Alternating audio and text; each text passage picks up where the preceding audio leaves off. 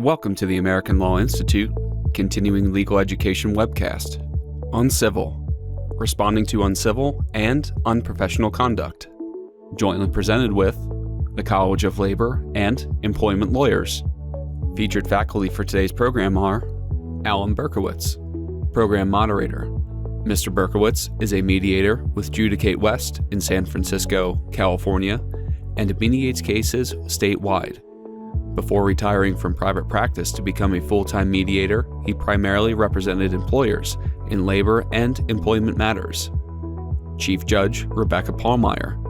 Judge Pallmeyer is the Chief Judge for the U.S. District Court for the Northern District of Illinois. She is the first woman to serve in that role in the court's 200-year history. She was appointed to the court by President Clinton in 1997. Bernard Alexander. Mr. Alexander is a partner with the firm of Alexander, Morrison & Furr, LLP, where he practices plaintiff employment and civil rights law. He has tried over 60 cases to verdict, including obtaining a $136 million verdict in 2021 in a single plaintiff race harassment case. Philip Miscamara. Mr. Miscamara is the former chairman of the National Labor Relations Board. He is currently a partner with the firm of Morgan, Lewis & Bockius, where he leads the firm's NLRB Special Appeals practice and is the co-leader of Morgan Lewis Workforce Change, which manages issues related to business restructuring. Dana Lucia. Ms. Lucia is a partner with the firm of Levy Ratner PC in Manhattan, New York, where she represents labor unions and plaintiffs and other worker groups. Her practice includes class actions and individual litigation. She was lead counsel in a class action case against the New York City Fire Department, in which she secured far-reaching injunctive relief and $80 million in equitable and monetary relief.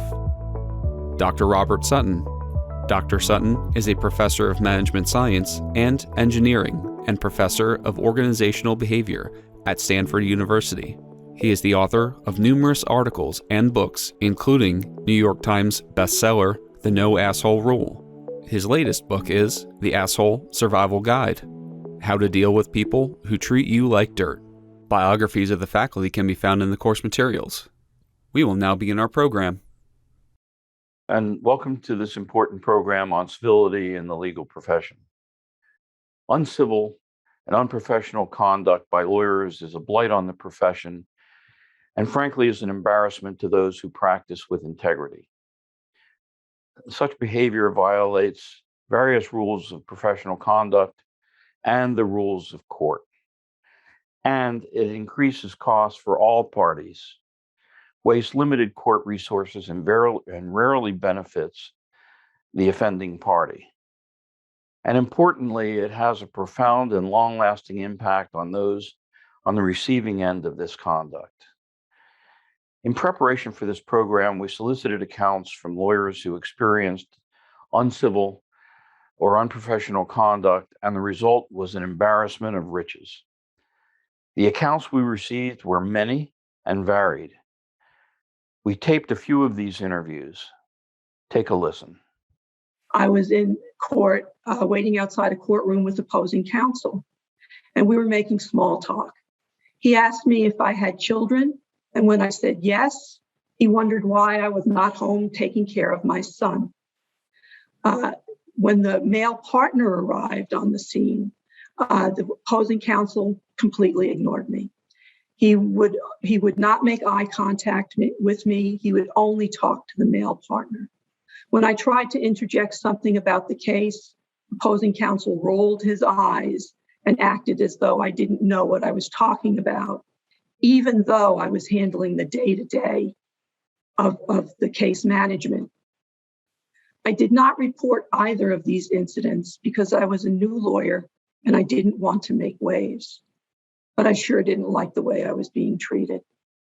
I felt devalued and that all the work I had done in law school and to pass the New York and California bars meant nothing. And even to this day, this is an unpleasant topic for me to talk about.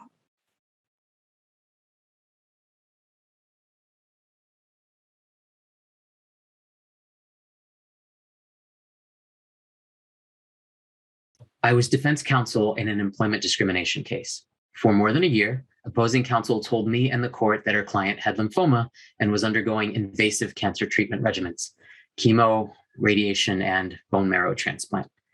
Well, counsel kept pushing back deadlines by months and months, telling us that her client was unavailable to participate in the case for the time being. So we agreed to delay discovery, and we waited and waited, and we tried to be understanding and respectful. After 8 months, we wanted to schedule an in-person deposition, but then counsel told us that plaintiff's doctor wouldn't allow her to appear in person because of her compromised immune system. Finally, one year after we started, counsel let her appear in a Zoom deposition, and lo and behold, the plaintiff admitted that she hadn't had any cancer treatment at all for a year. No treatment at all, and no doctor had ever told her not to appear in person. She didn't even have an oncologist at that point. Opposing counsel had been lying to us about the treatments, about the doctors for a year. At a discovery dispute conference, when the judge became aware of the misrepresentations, she was furious and she said, "There's something smelly here." And then opposing counsel dropped out of the case, just dropped out right after a status conference in which it became clear that she had not done what she'd been instructed to do by the court. I filed a motion to dismiss the case based on the failures to comply with court orders and the misrepresentations to me and to the court. And the plaintiff is now representing herself and just submitted a statement to the court saying that she did not know what her lawyer was doing and that she should not be held responsible for the misconduct of her lawyer. We are awaiting the judge's decision. But this changed me. Yeah, see, I had believed what counsel said, but in the future, I'm going to be a whole lot less trusting. Several years ago, I had the worst opposing counsel of my career. The man never missed an opportunity to insult me personally and professionally in every phone call and every email. And as soon as I would see his name show up in my inbox, it would just fill me with such a sense of dread and make my heart pound about what kind of insult am I going to see from him next. At one point, he even told me that as a mother of young children, I clearly wasn't capable of litigating the case and I needed to find another lawyer to take it over because I was, too busy with my motherly duties and whatnot. At one point in a deposition later on in the case, I had just beaten him on a motion for summary judgment in another matter. And on the record in the deposition, he accused me of bribing the judge to grant the motion for summary judgment, implying that it was some kind of a sexual bribe and saying, "I don't know what you did to get the judge to grant your MSJ. As soon as you walked in the room, he did a total 180, and I'll never know and I'll never understand what you did to get the judge to grant your motion." And I was just dumbfounded. My jaw dropped to the floor. And when I asked the judge on a discovery motion shortly thereafter to sanction him for his inappropriate behavior, attaching a litany of emails where he insulted me in writing and putting in my declaration what he had said on the record in the deposition, the judge was just like, "Oh, well, people get wrapped up in litigation. Like, boys will be boys. I wouldn't worry about it. Don't take it personally." And I'm just like, why do I even bother? He doesn't even get a slap on the wrist. And it just makes me feel like nothing's ever going to change. People are always going to get away with this kind of behavior. It's really frustrating. These were just a few of the examples of responses that we received from lawyers that we sent our survey to. I'd like to read you one more that came in just before this program was taped.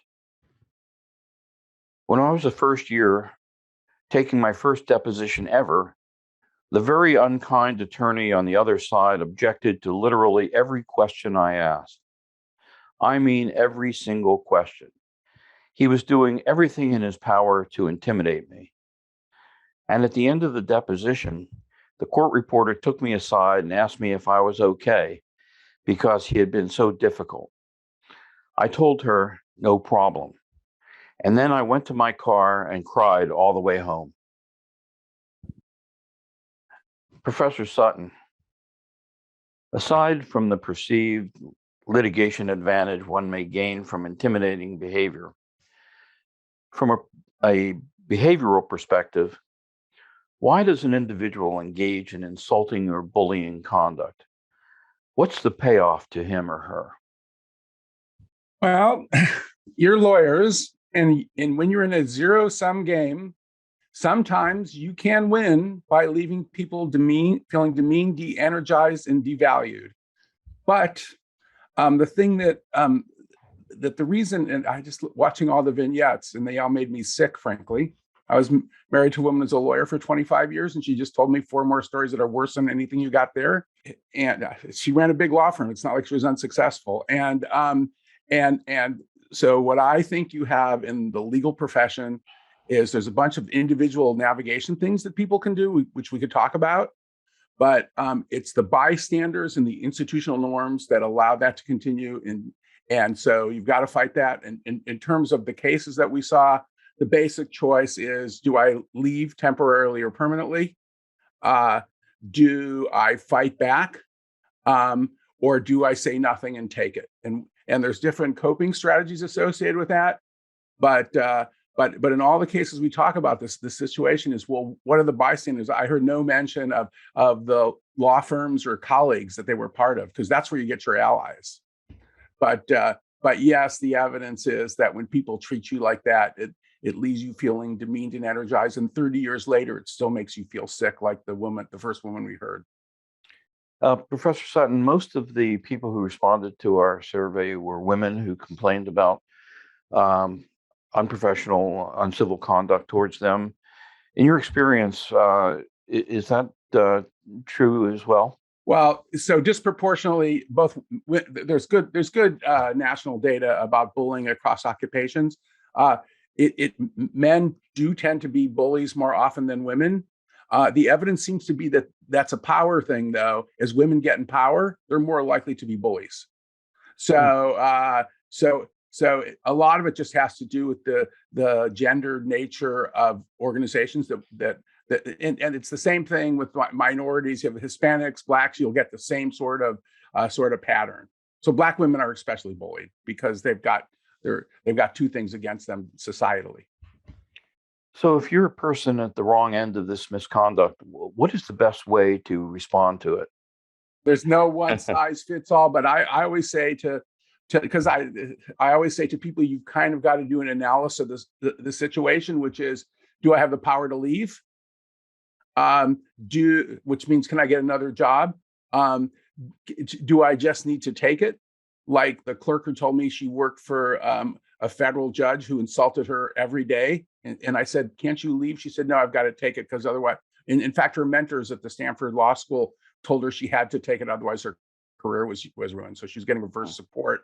Or the best thing is, if you can do it, is to document, form a posse, and lie in wait and wait to get them. That tends to be the way when bullies come down. If you look at the Me Too movement, for example, I know Gretchen Carlson moderately well now.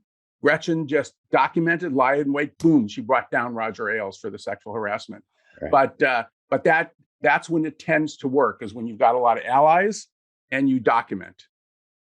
Judge Palmar, I'd like to ask you some questions about the one of the cameos that we just saw, the one in which the lawyer describes that the opposing counsel had lied for a year about the availability of his client for deposition, saying that the client had cancer and was undergoing treatments and could not attend the deposition. And then it became clear that later, when the deposition was ultimately taken, that the client was not undergoing treatments and was in fact available for deposition. The defendant in the case filed a motion for sanctions, including terminating sanctions in the case. And at that point in time, the offending lawyer dropped out of the case. And now the improper client tried to defend against the sanctions, saying that she was unaware of her lawyer's conduct and should not be held responsible for that misconduct or those misrepresentations by her lawyer. What is your view on that, Judge? Should the client be held accountable for the misconduct of his or her lawyer? Well, it's a good question. And of course, clients are victims of their lawyer's misconduct, whether they expect or understand it or not. The lawyer is acting as their agent, and the actions of the lawyer are attributable to the client in that respect. With respect to that vignette, the question is whether or not it's appropriate for the judge now to dismiss the case because of what we believe to be the lawyer's misconduct as opposed to that of the client. We can understand the unfairness from the client's perspective of having her case dismissed because of a lie that she had nothing to do with. And that doesn't seem like the right result. It also doesn't seem like the right result for the court and opposing counsel to have paid the price for the misconduct either, which is essentially what happens. In that instance, I wonder whether, with repeated reports about the illness of the client and the inability of the client to proceed, whether it might have made sense for defense counsel to propose dismissing the case without prejudice. If she's sick, she can't participate, she can't go to trial, she's got cancer. So why don't we dismiss without prejudice? And I'll agree to waive the statute of limitations if you want to file it again in a year. That would have the effect of communicating to the client, your case is being dismissed, and the client would then find out for the first time, presumably. One wonders what the communication was between the two all those months. Was the client in touch with the attorney saying what's going on? Did she have any idea or reason to believe that the progress had been stalled because of some lie that her lawyer told? If we're going to sanction anybody, obviously we believe it ought to be the lawyer that's sanctioned and not the client, recognizing that others are going to pay a price as well. But it does seem to me that in those circumstances, especially because it's likely that the lawyer is more likely to have resources than the client, that it's the lawyer who engaged in the misconduct that ought to be sanctioned, and not the client having her case tossed for a reason if she truly had nothing to do with it. Okay. Good. Thank you, Judge. Judge Palmyra, I assume your court has gone, at least in part, virtual during this pandemic. Is that correct? Yes and no. We're doing many hearings by telephone or video conference, but we've tried almost 60 cases since April to adjourn to juries. Okay. We have been pretty much open for business, and many of the federal courts have. We have a number of protective protocols in place, obviously masks, distancing, and the like, and it has required us to reconfigure our courtrooms in many ways. But yeah, we're moving forward. What we're not doing as much is the routine day-to-day, the discovery conferences, even the settlement conferences. In my case, taking guilty pleas or sentencing people as well has happened on a screen, and that does change the dynamic.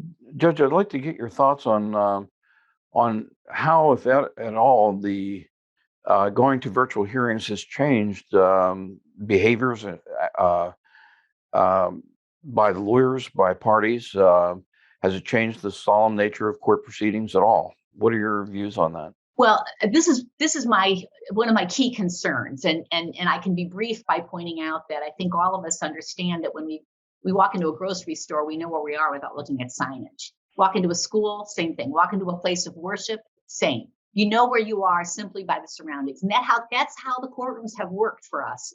There's a solemnity about it. There's a dignity about it. There's somebody sitting in front a little bit higher than everybody else wearing a black robe. That person is in charge. Now suddenly we're on a screen. I look just like the rest of you. I look about the same size and shape as everybody else. I don't look any more important or significant than anybody else. And I do think that there's a casualness that sets in, which can be good. And of course, it does allow more people to participate more easily than when require them to come to court, travel downtown, or even travel across the country. At the same time, I think something is lost. Just this morning, I read an account in the ABA newsletter about a person who at a court hearing online displayed his gun and announced that the conduct of the other side had forced him to arm himself. He's being sanctioned. There's a rule to show cause hearing right now. But he reported later when confronted about this, well, I didn't understand that the rules in court would apply to this proceeding as well. Yeah. And that's a concern I have, that we are going to lose the subconscious, the unconscious cues that we all have about what it means to take a dispute seriously and resolve it as professionals. Yeah. One final question, Judge. Has your court or other federal courts developed any specific initiatives to deal with issues of incivility, unprofessional conduct, probably doesn't occur so much in front of the court itself, but mostly involved with discovery disputes, discovery issues that are not in front of the court. Have there been any specific initiatives by the court on that? It's a constant problem. I personally do accept calls from lawyers during depositions because I recognize it's a nuisance for me, but it's even more of a nuisance for a lawyer who, for example, in a deposition setting is not getting questions answered. And as we heard about, getting drawing an objection to every single question. Think of the time that's being wasted and the insult, and think of the message that behavior sends to the witness. That this is the way lawyers behave. This is what the law game is all about. That it's insulting, it's wasteful, it's cantankerous, it's belligerent. And that's just not what we want people to believe about the legal system. So I do take calls. We do sanction lawyers. We conduct hearings. In an egregious case, will ask a magistrate judge to conduct a hearing about misconduct. We report misconduct to the state bar. We have our own disciplinary review as well. So we do what we can, recognizing that we judges are kind of insulated from it. And in perhaps a little bit unfair way, it's easy for us to look past and say, well, no harm, no foul. You won your case. It's all over. Recognizing that they're really not recognizing that there really is very serious damage that's being done as a result of incivility. Right. Okay. All right. Well, thank you, Judge. Bernard, you are a very experienced litigator, and I'm sure have been involved in numerous depositions. I've been told by a number of state court judges that they just hate dealing with discovery disputes. They don't like it at all. They find it time-consuming and unproductive. What has been your experience in dealing with judges in bringing motions for sanctions or bringing discovery disputes before them? Are the courts appropriately handling motions for sanctions because of discovery abuses and uncivil conduct? Well, I have not found a lot of federal judges that enjoy dealing with discovery disputes either. It's not a favorite on anyone's plate. It doesn't get to substantive issues most of the time. But certainly my experience in state court is that judges generally do not want to deal with the discovery disputes, and they try and keep it as simple as possible. Getting into the weeds about discovery, it just takes up too much of their time, for one thing, and it's exhausting.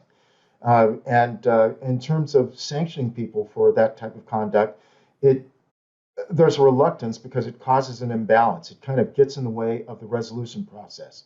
You get the two individuals on both sides thinking that one person has an upper hand over the other person. And so it undermines the ability of people to have a conversation, people to get to resolution. And the court is about resolution, either by trial or by settlement. And most of the cases need to settle in order for the process to work. And so judges typically don't want to. They want a lot of evidence. They want a lot of factual information before they're going to get involved, and that is, a practical solution to dealing with things. And in terms of my experience, in order to be experienced, you have to have been a young associate, and young associates typically do have some experience of what has occurred in the videos. Young associates, are bullied by a partner or by a senior associate or someone who thinks that they have more knowledge, more power, more knowledge. Women, in particular, get subjected to that, and I'd say it often does occur to Black women, but not just Black women, Asian women, Latin women. The addition of that racial factor to being a woman causes an issue. And kind of to respond to the other thing. Sole practitioners get subjected to that because big firms think that they can get away with it with sole practitioners. So with a sole practitioner, they have to take a different approach to trying to deal with it. If the person is lucky enough to be in a firm, maybe someone in the firm can help or assist. But sometimes helping or assisting undermines the woman in that process. So you really have to have a conversation with the individual to figure out the best way of dealing with it. Sometimes the individual is not going to mind having a partner, me or a senior associate, to come and sit in on the deposition when it happens. Or I've been in depositions recently where a woman who is not inexperienced was being in a federal Zoom deposition, and the person was basically going to instruct not to answer, and it was the end of the 7 hours, and they were going to instruct not to answer based on that. And I basically said, look, you really want to spend time in front of a judge because you were so unprofessional that you wouldn't let the person finish the question based on all the objections that you've done to eat up time so that we get to this point. And logic was the way to get him to do that, but he was not giving the respect to the woman that was taking the deposition. We had a relationship, so she wasn't offended by me stepping in. But the long and short of it is, there isn't one way to fix the problem, and you have to kind of work out a way to do that. Work it out with the associate or the person that's being addressed with the bullying conduct, and figure out a way to be effective. Thank you, Bernard. That was very informative. Let me ask you this. Approximately 20-some states have added pledges of civility in their oaths of office administered to new lawyers at the time they're admitted. Also, a number of states have added specific rules dealing with civility in the profession. In your view, are the present rules in California, where you practice, sufficient to deal with issues, problems of incivility or unprofessional conduct, or do the rules need further amendment? Well, there are civility provisions in California under the Rules of Professional Responsibility. They have been used to address conduct, but the rules are only as good as their enforcement and their interpretation. Several years back, a colleague of mine was in court, and the defense attorney was abusive in his objections. The judge was sustaining the objections inappropriately. And then at some point, the defense attorney gave the judge signs to say, overruled, sustained, which was offensive. And then after an adverse ruling against the plaintiff attorney went up on appeal, and then the judge was ultimately sanctioned. Sometimes the people that engage in that conduct are people that end up being elevated. And so it's not just colleagues that are doing this, attorneys that are equals. Sometimes it's judges. So the rules are only as good as their enforcement. And you can only enforce them if you have support for them. You have to have factual documentation or witnesses or things of that nature. And I'm going to say there are microaggressions that are a version of the same thing that are difficult for a judge to address and difficult for the individual to address because they can see them and subjectively feel them. But how do you explain it to a judge so the judge can address it?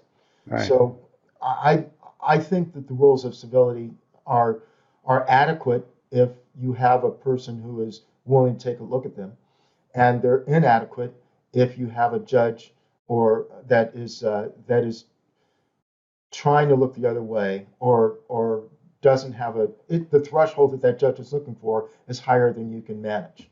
All right. Well, thank you, Bernard, for those comments. Phil, I'd like to switch perspectives for a moment and talk to you about these issues from a client perspective. So, assuming that you have the basis for filing a motion for sanctions because of the opposing counsel's misconduct, all of that takes a lot of time. It takes money. You're with a big firm. When you speak to the clients about filing a motion for sanctions, do they balk at absorbing those costs?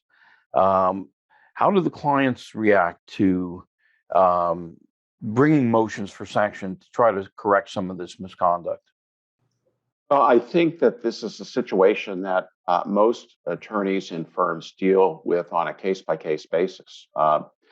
In my experience, clients are almost always aligned with their attorneys in relation to unethical conduct, which includes attorney incivility. And in my experience, a commitment to civility is not only appropriate as a matter of professionalism, common courtesy, but from a client's perspective, it also advances the client's interests in having their own counsel exhibit civility and in dealing with incivility in appropriate ways. And I think from the perspective of the lawyers that are representing a particular client, their own civility tends to produce greater civility on the part of opposing counsel, but not always.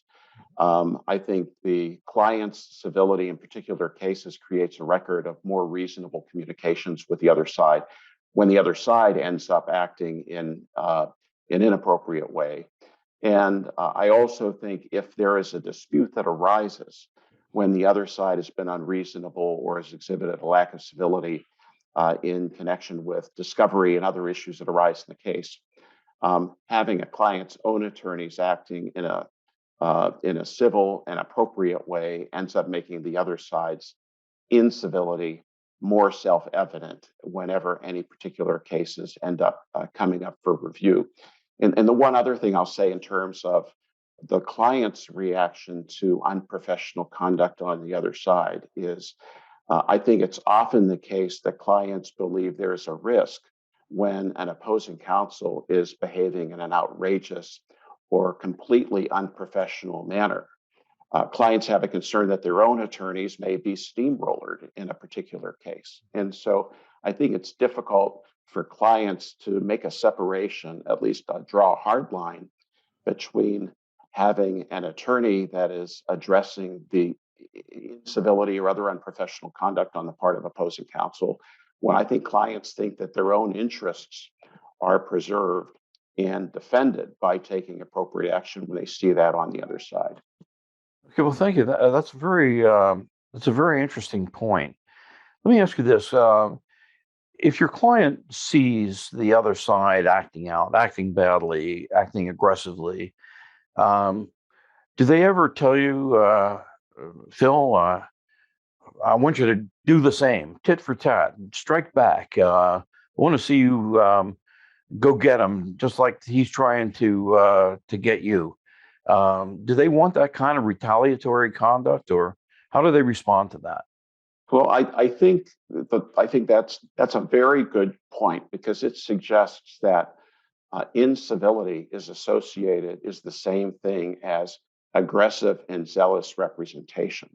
And I think all of the panelists that are participating in this session and Judge Pallmeyer would agree, you can act with civility and you can act with professionalism and be more effective and equally zealous as any lawyer on the other side who is exhibiting unprofessionalism in their own conduct.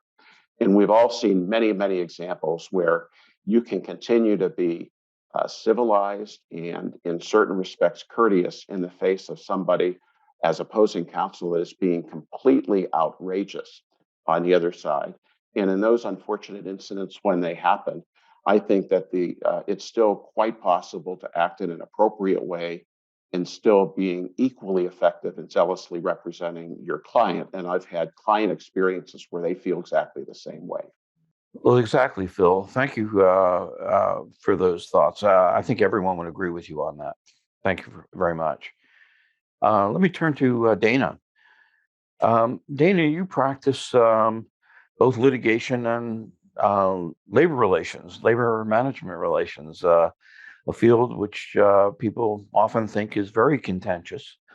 Have you yourself experienced uncivil, unprofessional behavior?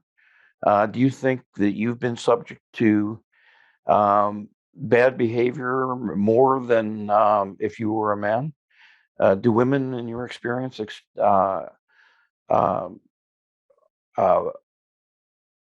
receive more unwelcome, uncivil behavior than men? Well, I think it's undoubtedly true that women are more subject to uncivil behavior than men. And there's actually research that bears this out. And I think it's important for women in our profession and really across law to keep these patterns in mind so they don't attribute the behavior they're experiencing to themselves. And if you think about the example of interruptions, I think interruptions are actually really important because you have an advocate who's literally trying to do their job, to advocate orally on behalf of their client, and someone's trying to prevent them from speaking. And this happens from top to bottom in our profession. Researchers found that female Supreme Court justices are far more likely than male justices to be interrupted when they're speaking. And race, of course, plays a role in this. So it's probably not surprising that in 2019, Sonia Sotomayor was the most interrupted justice. And these findings led to the Supreme Court actually changing its format of questioning so that questions are now posed in order of seniority. But the researchers went back and found that this has mostly given Chief Justice Roberts a greater opportunity to interrupt everyone.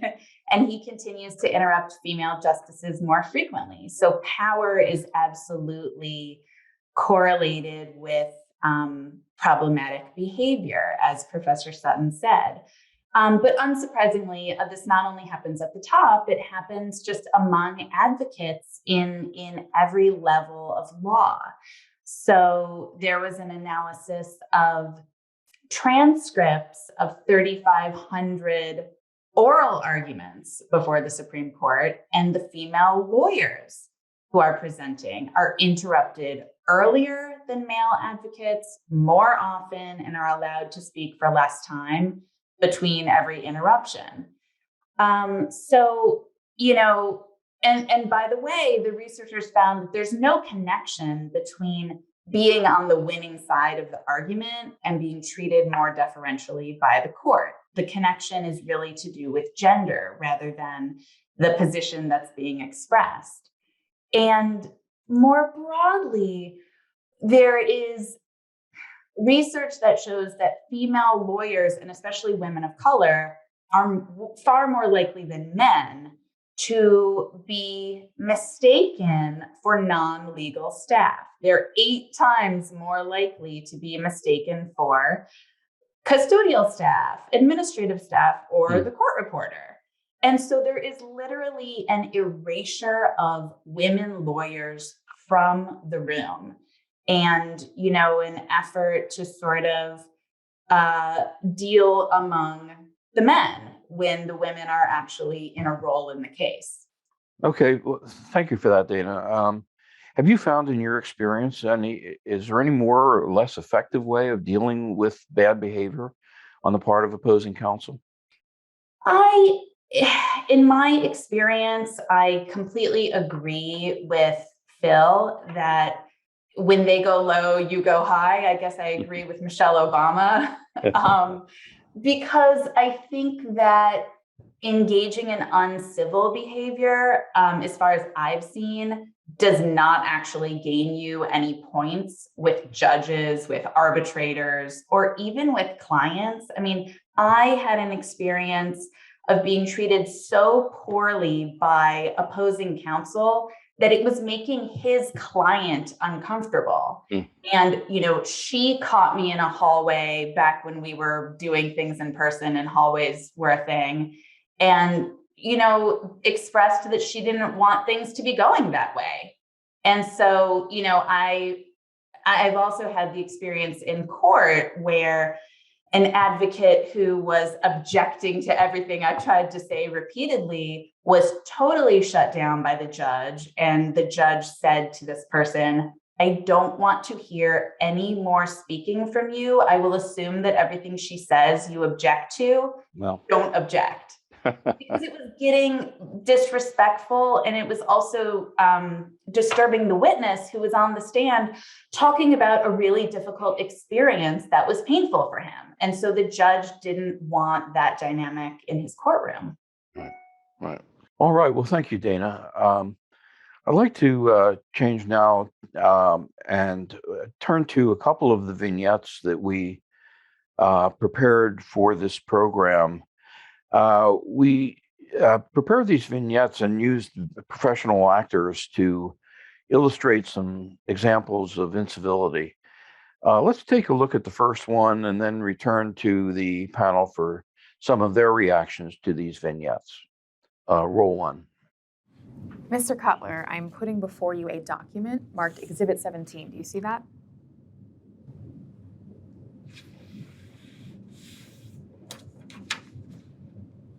Yeah. Is that a bill dated September 1st, 2019? I guess so. I don't remember seeing it before. It says right on it, September 1st, 2019, right? Yeah. Looks like it. And you didn't pay that invoice, did you? I don't recall. Isn't that the third invoice in a row you didn't pay? Objection. What kind of question is that? Ask a real question. You can answer. No, you don't answer. And don't tell my client when he can or can't answer. I'll decide that. Are you making an objection as to form? Yeah, I am. Okay, your objection as to form is noted. Now he can answer. Ask a new question. I'm not going to ask a new question. He hasn't answered this one. I get to ask the questions. Don't tell me how to practice. But thank you for trying to train me. I've been doing this for 20 years since you were a toddler. I think I know what I'm doing. I doubt that. Court reporter, could you please read back that last question? Isn't it true that that was the third invoice in a row you didn't pay? I don't know if I paid or not. It was years ago. Mr. Cutler, you had no intentions of paying any of these invoices. Isn't that true? Objection. Don't answer that. Ask a real question. You're instructing him not to answer? No, I'm not instructing him not to answer. I'm telling you, ask a real question. You can make an objection as to form. Your objection is noted. He needs to answer my question. We're not going to put up with these ridiculous questions. This is a waste of our time. I'm taking the deposition. My question is pending. He needs to answer my question. He's not going to answer these absurd waste of time questions. You really are a petulant child, counselor. Let the record reflect that Mr. Green is now standing. He is turning bright red. He's raising his voice and insulting me. I'm not red, and my voice is not raised, and if the shoe fits... Let the record reflect that now you're actually yelling at me. Yelling? You want to see yelling? I can show you yelling. This is not yelling. This is me trying to set some parameters in the face of your absurd questions. Now learn to take a deposition, why don't you? Let the record reflect that Mr. Green is now slamming things on the table.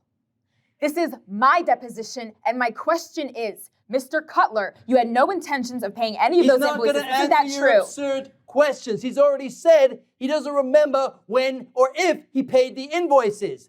Move on. Ask a new question. You're making speaking objections, which is improper, and let the record reflect that you are now yelling, leaning over the table, and pointing in my face.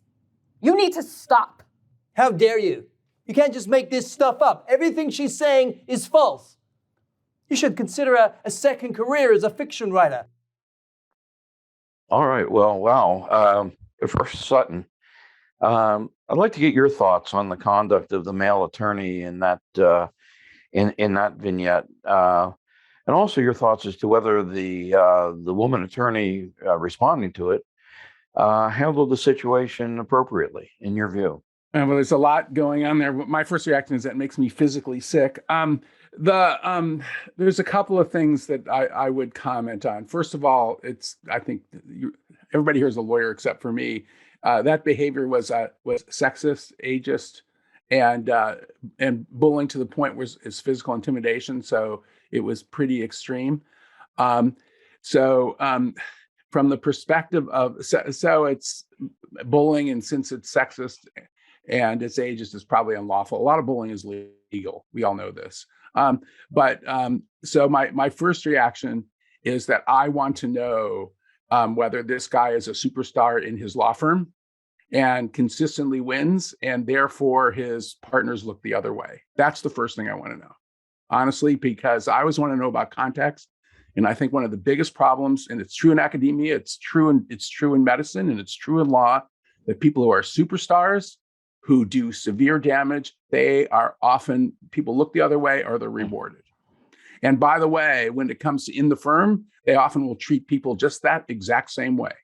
because assholes are assholes when they're certified assholes.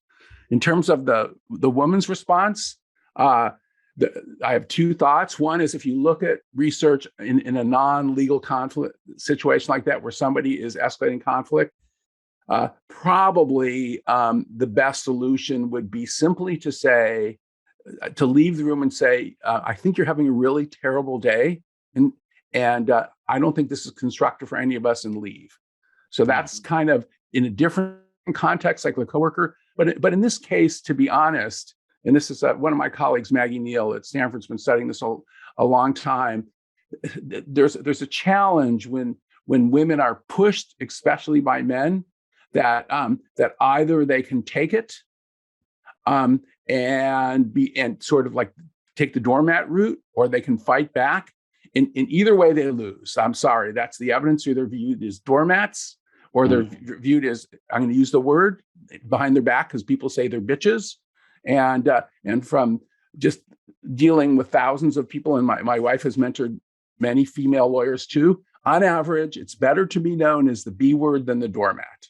And so I actually thought that woman fought back quite effectively. And she did a really good job of actually describing his behavior.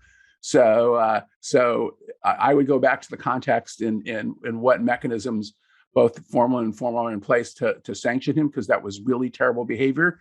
But I actually liked the way that woman handled that approach, because she didn't back down, and she was competent, and she stood her ground.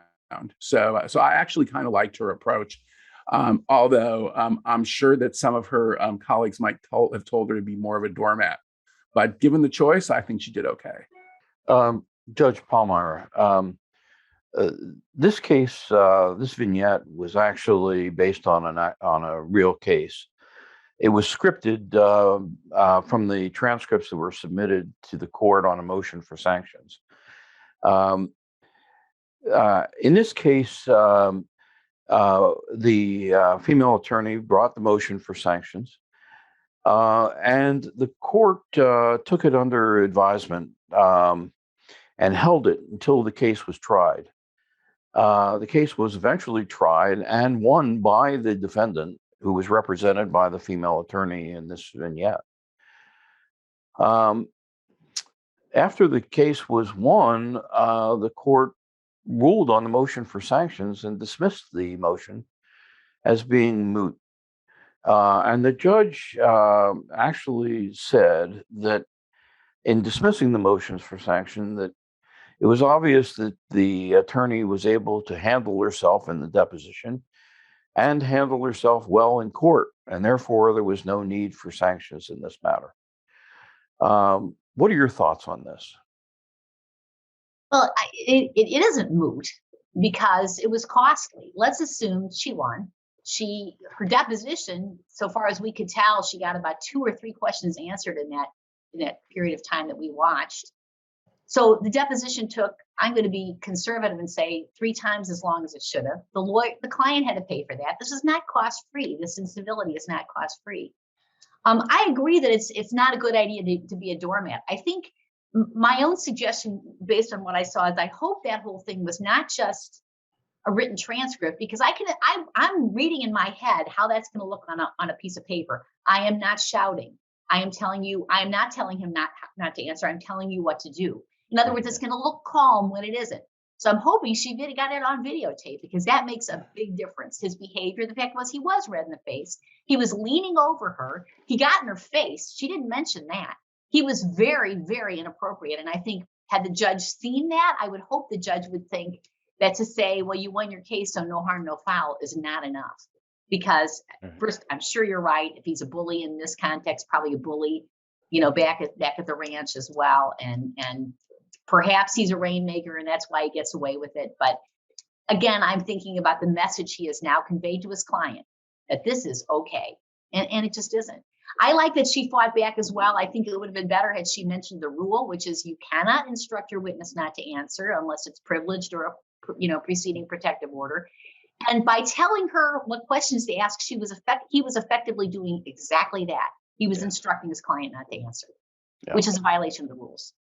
All right. Well, Judge, in this case, The deposition was not videotaped, so all you have is the cold transcript. But if this case, a motion came before you for sanctions, and if it was proven to your satisfaction, do you consider the conduct serious enough to warrant heavy sanctions or even referral to the state bar for disciplinary proceedings? Possibly, I'm guessing because most bullies are not, one-off bullies. That we're going to have some other reports about this person. If it's going to be more than one, and that might be enough. I'd probably want to see the videotape. I would certainly want to consider an award of the additional time she spent at the deposition because he was wasting her time. The other thing that we do sometimes in the Seventh Circuit, we do have a code of civility, and we will require counsel to certify that they've read it, or even require them to come to court and read it in the courtroom, because it does lay out all the things that we expect lawyers to do and not to do in connection with their dealings with one another. And this man violated at least 6 or 7 of those standards. Yes, indeed, Judge. Thank you for that. Bernard, again, you're a very experienced litigator. What would you do if you were confronted with that sort of behavior, or if an associate in your firm were confronted with that sort of behavior? What would you recommend is the best way to respond? Well, it seems to me people that are bullies are not bullies just in an instant. They have indicators ahead of time. So ahead of time, if he had those indicators, that would definitely be a deposition that you want to videotape. And so that is your best record for a judge to be able to see what happened as opposed to written transcript. But assume that there's no video. Next thing is to try and do things to control the circumstances. So one of the things I'd like to do is say, look, that's inappropriate. We're going to take a 5-minute break. You can think about it again. We're going to come back. And I'll keep taking 5-minute breaks and let the client know you're going to be here tomorrow. You're going to be there next day until we get the deposition done. But we're going to get an answer to the question. So make a choice as to what you're going to do, and do it calmly. Other thing is, you hear that conduct and it's not videotaped. You can basically, other people should have been able to hear it if it's in the law firm or other people around, and stop the deposition of that person. Go out and have the person come in and put them on the record under oath and say, did you hear what occurred? I want you to describe what did you hear outside, how far away you were, and do that. Get a third party to describe it. If that's not available, have the court reporter give a declaration as to what occurred. And if that court reporter isn't willing to do it, don't use that court reporter again. Because the real issue is, if the person is willing to stand over someone else, you have no ability to control. It's not a safe environment. Sometimes you have another associate sit in on the premise that they're going to be helping with documents or something like that. But so that you have a third-party witness, not necessarily third party, but you have another person there who can be there to address it. The other thing is, as close as he was getting, standing over her, he was actually, I got the impression, attempting to provoke a physical reaction, and that causes a problem. Another thing that you can do, and some judges will allow it, Your Honor, we're having problems, and we'd like to schedule the deposition to occur inside your jury room. We think it's going to take approximately 5 hours. Do it there. So there are things that you can do to control the process.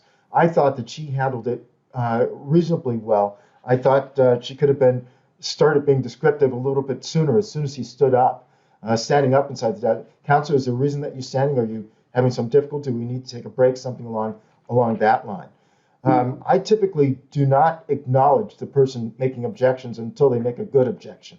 They make an objection, that's no problem. They can put that on the record and go, do you have an answer to my question? Just focus on the individual, because if the person making the obnoxious conduct gets a reaction, the reaction sometimes fuels them. And so if you ignore them, if they aren't getting anywhere, sometimes that calms them. But the bottom line is, you're constantly you have to deal with the circumstances, try and be calm, try and control the circumstances, and there is no one size fits all in terms of trying to deal with a bully. You just have to have a series of different steps that you can go through to try and do it, and then ultimately you move the deposition to the courtroom, or perhaps get someone to act as a monitor, and that obviously gets expensive. But you want to have gotten your ducks in line in terms of proving that someone's being a bully in the process. Okay, well, thank you, Bernard. Those were really great suggestions. Much appreciated. All right, I'd like to turn now to the second vignette, which we'll take a look at and then return again to the panel for some additional questions. Roll 2. This is a hearing before the National Labor Relations Board on the Teamsters petition for an election at Able Manufacturing to determine whether the employees wish to be represented by the Teamsters Union. Will counsel state their appearances for the record? Sharon Blue for Teamsters Local 1. Samuel Rust for the company. Will counsel for the employer stipulate the correct name of the company is Able Manufacturing, Inc.? No, I cannot. I was not able to check with my client, and he is not here today. You don't know the legal name of your client? No, I don't. Can you call your client? I'm afraid not, Miss Hearing Officer. He's not at all well, and I'm not prepared to disturb him today. I don't believe this. Mr. Rust has known about this hearing for over a week, and he shows up without a client representative and without even the most basic information. The company must have another officer we can call. I resent that. There was no one else in the company that I can call. And how did I know that this would be an issue? Mr. Rust is an experienced counsel and knows that the proper legal name of the company needs to be resolved in these hearings. There must be someone you can call to get the legal name of the company. Are you calling me a liar? Whoa, let's just slow down. Let's move on. No. Mm-mm. I demand an apology. I demand that Miss Blue apologize for calling me a liar. And I would like to get on with this hearing. And if that's what it takes, I do not think that Mr. Rust is a liar. Thank you, Ms. Blue. All right, next item. Will counsel stipulate that Teamsters Local 1, the petitioner here, is a labor organization within the meaning of the act? I'm sorry, I cannot. I don't know enough about the organization. What? You know Local 1 very well. Just 6 months ago, you and I negotiated a contract between Local 1 and another one of your clients. Now, you've never heard of Local 1? This is crazy. No, this is just game playing and a tactic to delay. That's a different case and different circumstances. I don't need to defend my actions to you, counselor. Stop.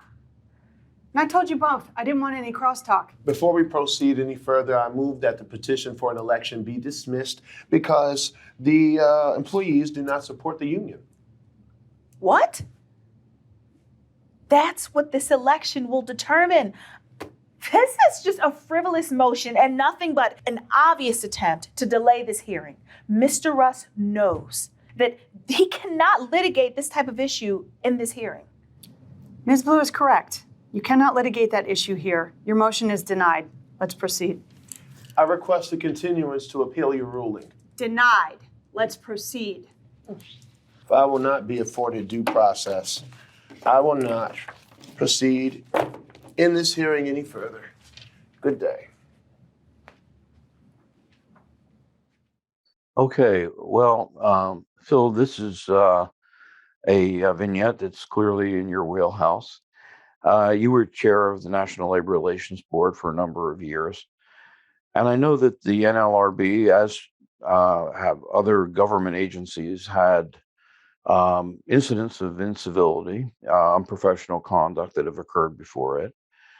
Does the NLRB, other government administrative agencies, to your knowledge, have rules dealing specifically with unprofessional, uncivil conduct? And in answering that, Phil, I wonder, is intentionally delaying an agency proceeding, such as was illustrated in this vignette, does that violate the rules in itself? Well, the board does have rules that deal with the requirement of professional conduct. And I served on the board for just around 4.5 years. And as a threshold matter, attorneys practicing before the NLRB are still bound by all of the rules of professional responsibility and ethical duties that are associated with the respective state bars.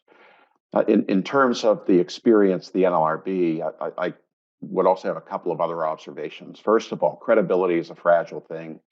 And most labor law practitioners before the NLRB that appear before the NLRB on a repeated basis understand that the importance of maintaining a reputation that is intact. And often practitioners encounter the same opposing counsel and the same NLRB attorneys in the NLRB's regional offices on a recurring basis. So the board does have a pretty good track record when it comes to the type of advocacy and civility that are evident in most cases. But the other thing is delay in the amount of time it takes disputes to get resolved is an enormous problem in the courts and in agencies like the NLRB. And I used to say that parties couldn't afford to win cases before the NLRB because the length of time it takes cases to go through the process is too long, in spite of everybody's best efforts to decide cases within the agency as quickly as possible. And the last thing that I'll note in relation to the NLRB is that the agency has encountered issues with unprofessional conduct, including incivility, that has resulted in sanctions. For example, almost 30 years ago in 1992, the NLRB issued a published decision called In Re Attorney, and the board suspended a lawyer from practicing before the agency for 1 year, and a recurrence of similar conduct over a 3-year period was to result in a reinstatement of the suspension. And in that case, the lawyer was reprimanded specifically, quote, for using profanity and verbally addressing the opposing counsel and witness in a rude, vulgar, and profane manner during a representation hearing, which is what was depicted in the vignette that was just displayed. Also, as recently as September 13, 2021, the board referred an attorney for investigation and a determination of whether additional sanctions would be warranted, where the lawyer repeatedly referred to the opposing party using offensive epithets and mischaracterizations. So just like the courts, agencies like the NLRB encounter incivility from time to time. They also encounter situations where parties raise defenses in bad faith or for purposes of delay. It's a significant problem. There's sometimes a fine line between requiring the other side to satisfy its burdens of proof versus taking blatantly indefensible positions. But it's a serious problem, and it disadvantages parties and the agency itself whenever positions are asserted exclusively for purposes of delay. All right. Well, thank you, Phil. That was very interesting. Dana, let me turn to you. You represent unions. You practice labor law. It's a field that many people think is quite a fraught one. There is often philosophical and emotional differences between labor and management. In your experience, do you see more or less incivility in labor relations matters than you do in general litigation? No, I actually see less. In my view, labor is a wonderful area of law to practice because there's so much iterative and repeated contact between the same players. You know, we have got to have good relationships, or at least workable relationships with the other side to settle contracts. We see each other at arbitrations, you know, repeatedly over a year or a decade. And the same is true in NLRB matters. So I think labor is a relatively friendly bar. And I think it's a wonderful area of practice for women and a very, you know, sort of supportive environment for lawyers to join the profession. And I think that can be a little bit less true, actually, in the other side of my practice, which is employment law, where, you know, you're a lot more likely to work with opposing counsel maybe just once, and you're not going to have the same client dealing with the same opposing client over the course of many years. And so there's a little bit less risk perhaps in burning bridges, although, that should not be the way that anyone practices. I think you see incivility a bit more on that side of our labor and employment world. Well, that's a very interesting point, Dana. So in your experience, if lawyers have to work together more frequently and see each other on a regular basis, have to maintain some sort of a relationship, that there's less incivility, that people tend to be more professional with each other than they are in general litigation. I think that's true. Mm-hmm. Yeah. Okay. Well, thank you, Dana. I agree with you on that point. I think it is true that when lawyers do have to maintain an ongoing relationship, they tend to be more civil with each other. That's about all the time that we have. I would like to thank the panelists for a very thoughtful and engaging discussion. I thought it was a very, very well done presentation by all of you, and I appreciate the time and effort you put into it. And thank you all for attending this very important program. Thank you for joining us for Uncivil, Responding to Uncivil and Unprofessional Conduct, jointly presented with the College of Labor and Employment Lawyers. Thank you for choosing ALI CLE. This will conclude today's program.